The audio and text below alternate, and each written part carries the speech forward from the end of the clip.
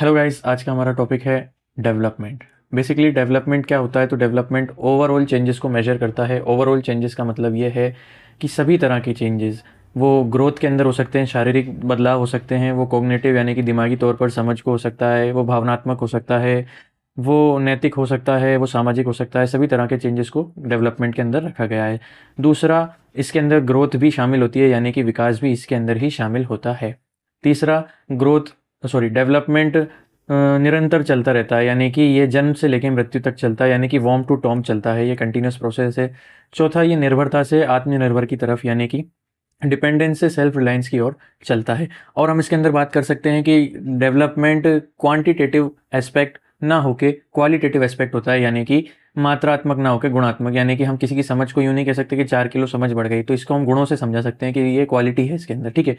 और दूसरी बात करें तो इसी के अंदर हम कह सकते हैं कि प्रोग्रेसिव चेंजेस आते हैं, प्रोग्रेसिव चेंजेस परमानेंट चेंजेस के अंदर बदल जाते हैं, यानी कि प्रोग्रेस होती रहती है और उसके बाद वो परमानेंट चेंजेस के अंदर बदल जाते हैं।